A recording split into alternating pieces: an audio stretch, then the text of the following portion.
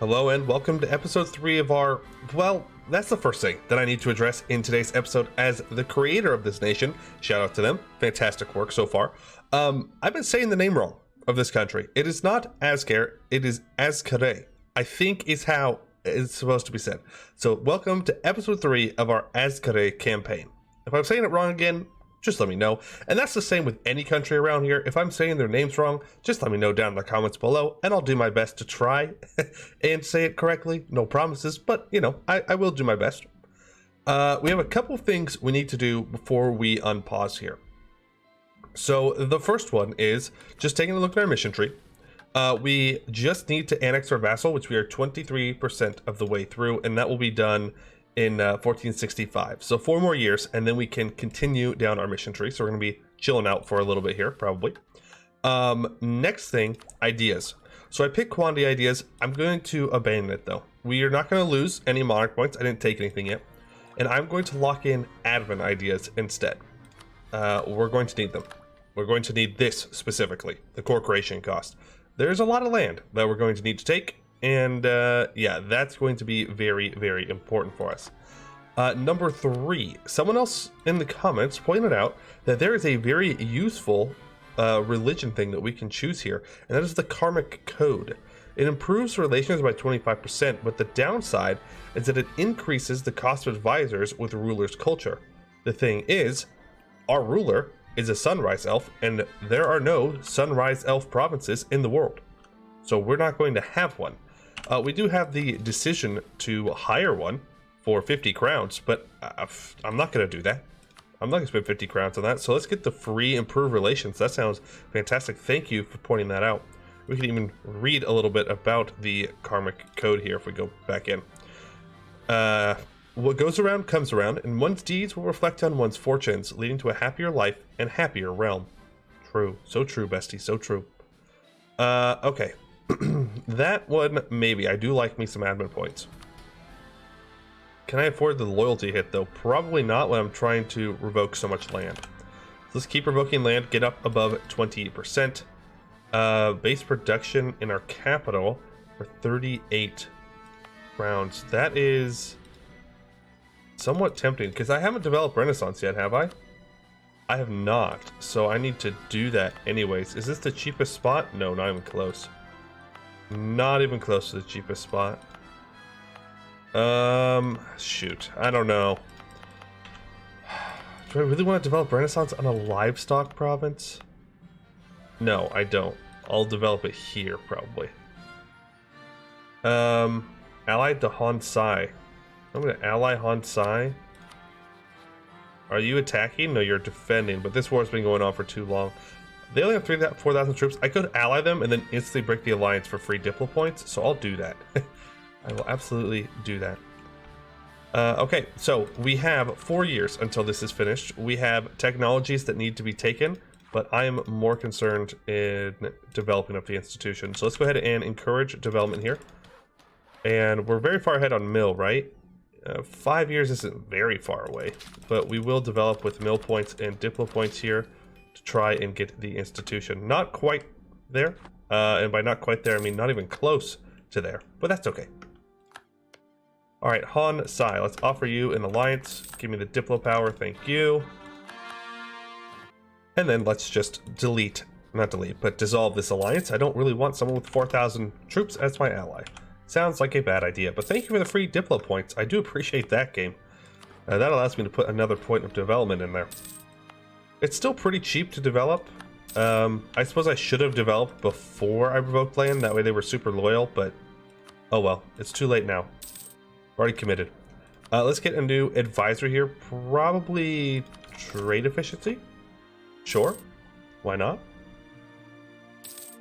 We're making 2 crowns a month. Not too shabby. I could state things up, and you know what? I will do that. Absolutely freaking lootly. So develop here. Here we go. Develop here. I could use admin points. I won't. I'll hold off. Rebels. Oh wow, they are going fast. Okay, get down there, boys. Get on down there. Now, which one of our generals died? The 4 shock general died. That's kind of sad. We will take the first idea here in admin ideas. We want to get up to at least core creation cost. The rest of it's not necessary right now, though this I think will become necessary. And cheaper tech is, well, always better. Can't think of a time when tech, more expensive tech, is better. Let's go back to not paying for our troops and making a little bit of cash. Now, are we maxed out? We're not. We could build 2 more troops, and you know what? I will do that. I will build up 2 more. Seems like a worthy investment to me. Our court mage has unfortunately passed away. Now we just have a missionary strength guy, which honestly, we don't need. Don't need that. I guess we go for stab cost modifier.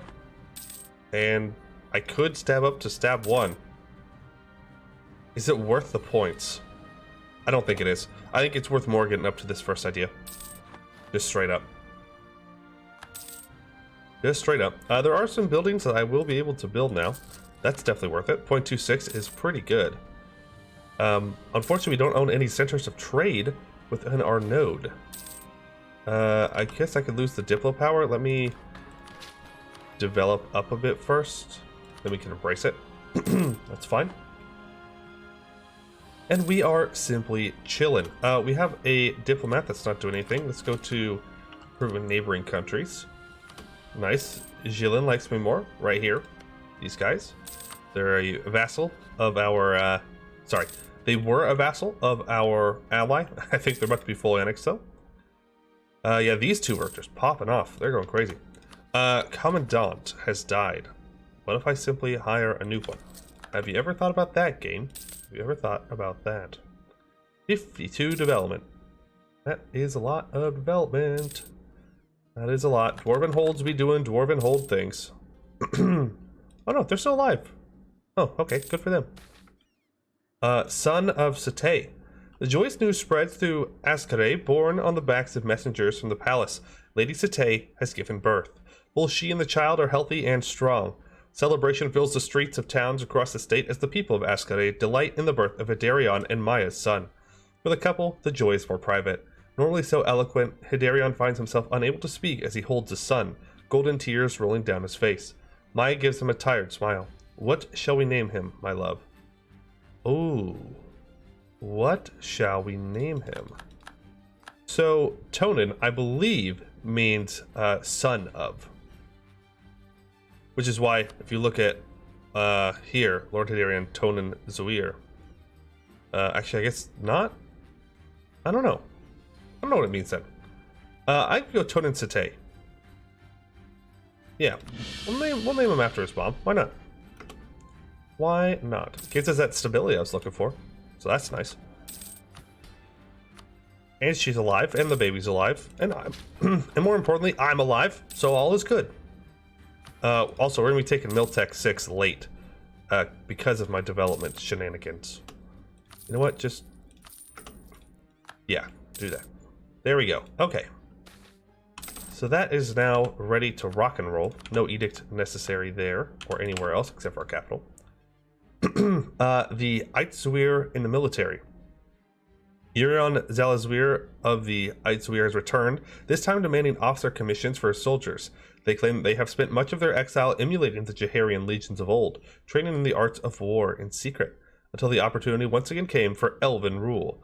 Urion also drew the court's attention to the large number of recruits that the Aitzwir have garnered since their arrival in Azkare, a thinly veiled threat, but an effective one. Give them what they want. Morale of armies minus 15%. No. You can suck it. 15%? That's insane. I'm sure there's some disaster tied to this, and somehow it's going to tank my country. I don't care. That's way too much morale to lose. Way too much morale. Way too much. Let's go sit right here. This is where they'll probably spawn up. Semfarong has declared war on Bimlao. Okay. Which one is which? I know that Bimlao's right here. Ah, you. Okay. Good to know. Yeah, make sure that we are suppressing the rebels here, please. Would appreciate that. Can I build more troops now? I can build one more troop. Let's do that. Make our army look a little bit more intimidating. Now we are almost there. 86%. 86. Very, very close. Agenda of the diet. You want me to own something there? Not going to happen. You want me to build a spy network on the dwarves? I'd rather just build the temple. I'm going to be straight up with you. Is the temple going to be worth it, though? No, it's not. But, oh well. Oh well, just the way it is. When can I revoke more land? Right now, I could. Once I get this done. Show people our resilience. Our state is under pressure, but it is time to show our resilience in the face of adversity. It is time for boys to step up and become men, for men to show the world what they are made of. Together we can go forward. It is time. Okay, I mean, I'll take the stab. Thank you. I appreciate that. Military commissions. Well, I'd rather just not lose the army tradition. Thank you, though. Yeah. I'd rather just not lose the army tradition. Truce with Hansai is up. That's fine. This war is still going on, by the way. Oh, and the Raj has collapsed. Okay. Interesting. So the Raj has collapsed. That's honestly a bad thing for us. That means that the command is probably going to start munching on some of these guys up here. So we may see a strong command this game. And we will have to deal with that in the coming future. But that's a future us problem. For now, we will just simply wait for the annexation, which will happen in like 2 months. Alright, it is time for Azkare to get a little bit crazy, you could say. It's gonna be a little bit crazy. Let's read these missions first. So the brothers. The Shia brothers, much like their grandfather, are unequivocally skilled in their respective fields. 7A has become a brilliant orator, touring the countryside of our and neighboring realms, and spreading the word of Hidarion's vision. Keokat has proven to be a skilled field commander and has quickly risen through the ranks of the Shining Lancers, becoming its general. We lose 50 admin power and an event happens. Now that Thirabnir has officially integrated into Azkare, Hidarion has called the twin brothers Shia, the sons of Narai, Keokat, and 7A, to speak with him of their place within the court. I have greatly admired your ministrations over Thirabnir in this transition period. You will always have a home and a place amongst my most trusted supporter. Hidarion is cut short as the brash young Keokat interrupts him. I have grown tired of wallowing around courts and embassies. Place me in charge of the Shining Lancers. The elf raises his eyebrows and opens his mouth to speak, again being cut off, this time by 7A. And you need someone to write down all those laws you keep decreeing. Someone you trust. Well, I suppose that is that. Hidarion pulls a bottle of something delightfully exotic from beneath his desk. To the future. To the future. So, we gain a cheaper advisor, admin advisor, so I'll lock that in. And a new general, a 3211, becomes available for duty. He's not great, but he gets the job done, I guess. Let's get that cheaper advisor in before I forget. Perfect. Okay, mission. Guardian of the Townships. So we have to just complete all our missions. That's really what it is. So the first steps of Hidarion's vision have been fulfilled. The foundations have been laid for the oncoming centuries, and greatness will be built upon them. The townships, for the first time since Haramar, stand united under one ruler. Hidarion has shown himself not only to be just another warlord, but a ruler that truly cares about the well-being and unity of his people. Were it not for him, these townships would still have been squabbling statelets, too busy with their own conflicts to see the greater picture. Not just the Sakai, but all of Hellas needs the guidance of the elves, and it is Hidarion that will enlighten them. So, we gain Guardian of the Township for 10 years. We gain minus 25% stab cost. Really good.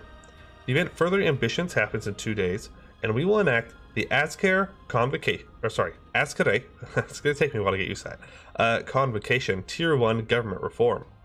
So, this government mechanic has some interesting things. It forbids changing the primary culture. It prohibits switching government type. Elections only occur when ruler dies, allows plutocratic, disallows aristocratic. We cannot expel races. It enables parliament. Rulers cannot be general, and we cannot purge races. Reform modifiers, minus 10% dev cost, minus 10% missionary strength, minus 15% advisor cost, plus 10,000% culture conversion cost, plus 20 maximum absolutism, and a minus 60% governing capacity modifier. Yeah. Things are going to be a little bit interesting, you could say. Sunrise Convocation. We will take a look at that momentarily. Let's look at this event. Further ambitions. So the Kai townships finally know a unity not felt since the conquest of Jaher. The disparate towns are united under the watchful gaze of Darion's administration. For the purpose of fair governance over the fiercely independent Kai, we've established the Convocation, a parliament of sorts, centered in Azkare and designed for the express purpose of equal governance of all who dwell in our lands. The dream of Jarael is not dead as many thought, but exists as a growing flame blossoming in the heart of our glorious state. So we can focus on the creation of a superior apparatus of state, giving us 1 admin to our ruler, and we get plus 15% national tax and minus 0.05 monthly autonomy change. We could reach out to the subjugated people around us that all may know the light of dawn, 1 diplo point, improve relations in diplomatic relations till 1577, or hone our military might that we may free the people of Hellas. Plus 15 or plus 5% cavalry combat ability and minus 5 years of separatism. I'm gonna go for admin. We need admin points, like a lot of admin points, and we are no longer human administration. So this is not something I do very often, but you do have administration and military, which gives you certain bonuses and drawbacks. And this mission automatically switches us over from human administration, so we're going to lose the minus 2.5 all power costs and the minus 25% cultural conversion cost. And instead, we are going to get the Elven administration. So plus 10% production efficiency, plus 10% national tax modifier, minus 1% prestige decay, plus 25% female advisor chance, plus 5% tech cost, minus 40 global settler increase, plus 1 diplo rep, plus 25% improved relations, and then plus 33% institution embracement cost and minus 33% institution spread. And for the next 10 years, we gain minus 1 yearly Republican tradition and minus 25% admin efficiency, which is a lot. It's a lot. That's a lot. That's a lot. Yeah, which is very unfortunate. Very unfortunate. Okay, so we have parliament seats that we need to place in, but there is more important things that I have to do. Also, rip, because we are way over our governing capacity. Yeah, that it's gonna be a problem. It's gonna be a problem. National decisions are available. So the Sunrise Convocation breakdown. Let's click this button. So the Sunrise Convocation is honestly a work of art. I don't know how else to put it. Yeah, so this is going to break down every single culture in Hellas, and it's going to tell us how much development it has, how many parliament seats it has, dominant culture. I guess that just tells you what the dominant culture is. Cultures that are, you'll see that. Represented cultures, who is, represented, and then the representation button here. There's a lot, okay? There's a lot. Let's go ahead and start a debate before I assign these seats. That way it automatically gets done. Let's go for advisor cost. Oh, never mind. I have to assign seats. So how you assign seats here is very different from how you would assign them in the base game. We have to make sure that every culture group is, they are represented to the correct amount based on their development. So, for example, we have Azkare here. It'd be a great idea to put plus 14% representation. It tells you how much representation they will get, and there are certain bonuses you get for having people represented enough. That's kind of what I understand about it. I could be wrong, but I'm pretty sure that that's what it is. So, let's say that we want the maximum amount of representation. We want Lecton Mai to be represented. Well, we add them to a parliament seat. And then we go, well, hold on. We have Kian Upo here, who is the Phonin culture. They should be accepted, right? Well, yes, they should. And here is their amount. We would gain 37% representation by giving them a parliament seat. This is based on, how much development it is and all kinds of crazy math things. So let's go ahead and make sure that they also have a seat so that the Phonin people are represented in our government. Now, if we go back to the Sunrise Convocation breakdown, We can look here. Okay, so Kai is the culture group, right? That's the culture group. And then the dominant culture is Fonun, apparently. Which... Oh, because it's based on percentage, right? So technically, because they have 37% representation, they have more. But that's obviously kind of ridiculous because we don't own much of their, well, stuff. So instead, I'm going to go ahead and put our capital as a seat in Parliament as well. And now, if we go back... Oh, I clicked the button. Oh, I didn't mean to click the button. Oh, well, there's more. Okay, there is more to this UI than meets the eye. Okay, so... There's a lot. There's a lot here. There's a lot here. But I think it's amazing. I love this. Okay, so the minimum acceptable representation for each culture group is 20%. Okay? And based upon how much representation they have, it will gain you different bonuses. And this is for each culture within this culture group. Right? So right now, still technically, Fonan is the dominant, which is kind of funny. I didn't mean to do that. Oh well, it'll be fixed eventually. It tells you your max development, and then you can go through each page here, and it will tell you each culture group in Hales and Rahan, I believe. I'm not sure about the Rahan part. And you can reorganize the seats, so all of the provinces of this culture group will lose their seats at the convocation. Reorganize this culture group again in the next 50 years with additional costs. So you can wipe out the seats. I'm not sure what that does. I'm sure it would not do good things, right? It wouldn't make much sense. And then we have all the information over here, which I will now read out. So the Sunrise Convocation is a representative parliament. Assigning parliament seats to provinces makes this culture represented. This careful balancing act, as each culture can feel underrepresented, will become unhappy.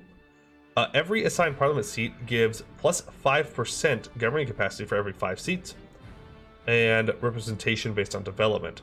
The representation of a culture is the ratio between the development in provinces with parliament seats versus the total development in owned provinces of that culture.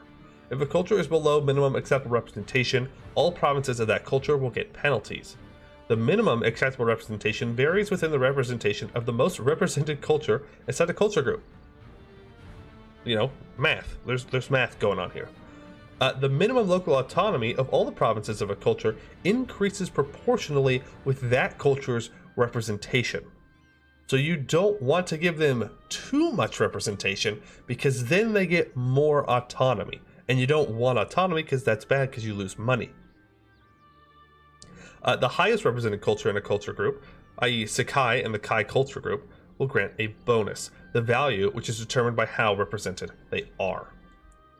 So if we go back to our culture group here, right now having phone in gives us minus 5% cav cost, which isn't fantastic, I'll admit, not great. What would be better is Republican Tradition, which is pretty good. Province War Score cost, minus 5%, that's huge. Artillery power, eventually that might be good. We'll see.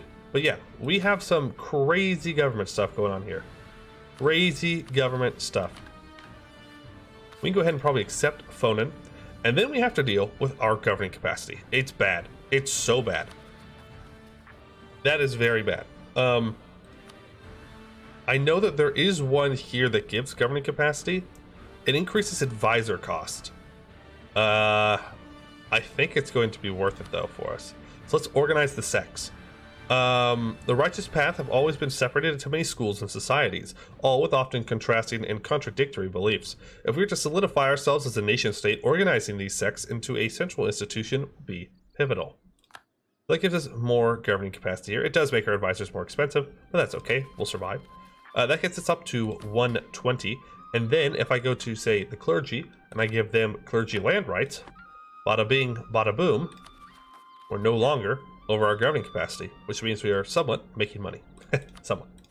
Now, are we still? Yeah, we are over our force limit because, again, the autonomy is not going to be good. Like, look at that, 15% autonomy here in our capital state. 15%. Obviously, the capital itself, autonomy is not a problem. Let's go ahead and fire EU4. Actually, I think that was actually just caused by us integrating our vassal. I'm just going a little crazy, I guess. So you guys can stay there for now. Sure. Okay. Yeah. I think I got everything there. And like you do a quick look here at like how many cultures are represented and which ones are unrepresented. So right now, bomb culture is unrepresented. Where's the bomb culture? Where do I own a bomb cultured province? Right here.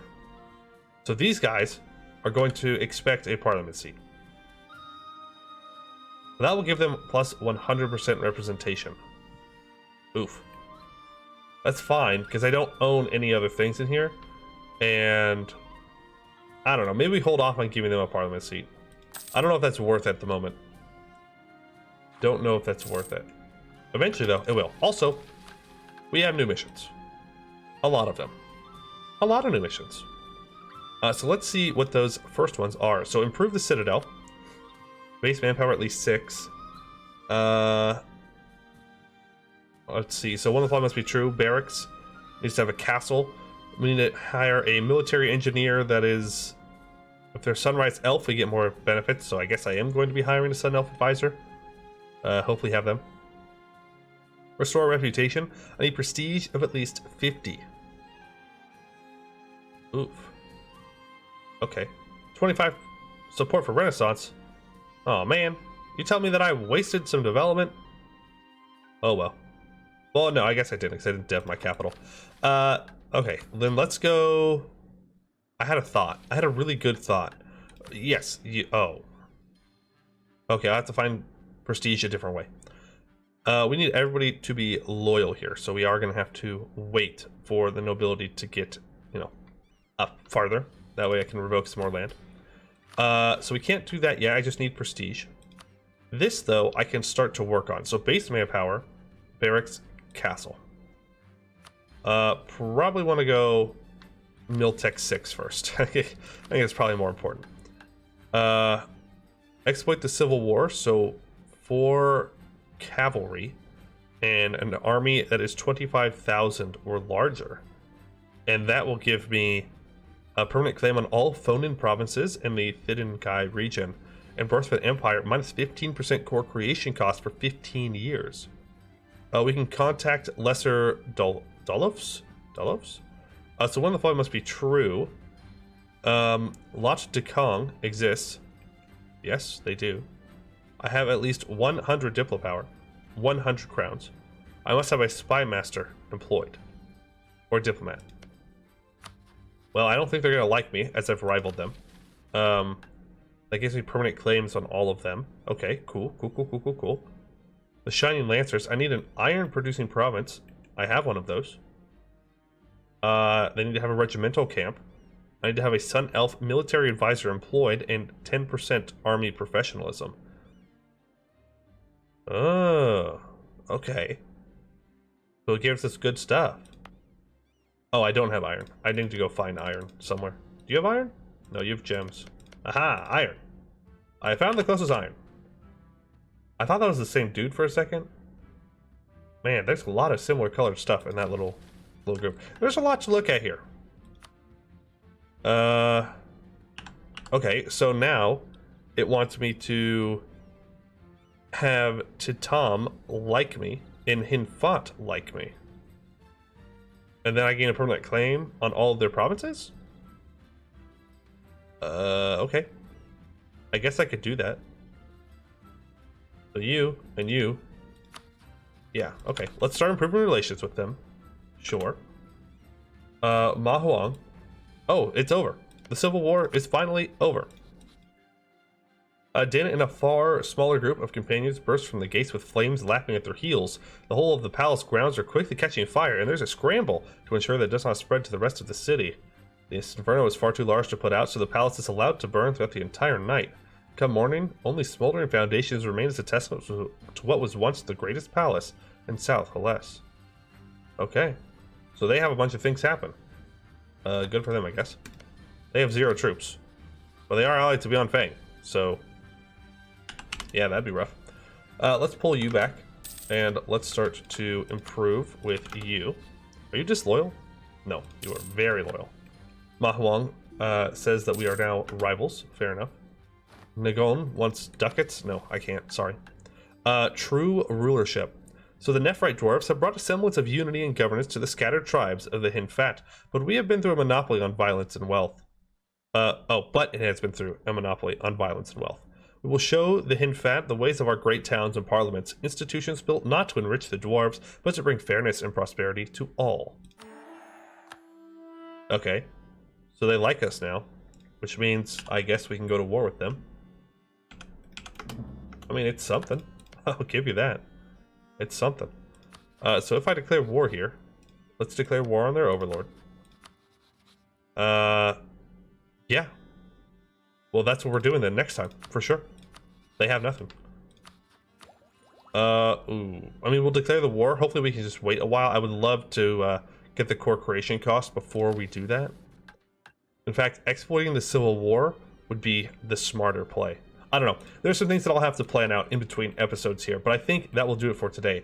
Azkare is on the up and up. We now have unlocked the rest of our missions. We have the crazy Sunrise Convocation government type here that, yeah, let's make sure that everybody stays happy, which will be quite interesting indeed. But for today, I would like to thank you all for watching, and I hope to see you in the next one.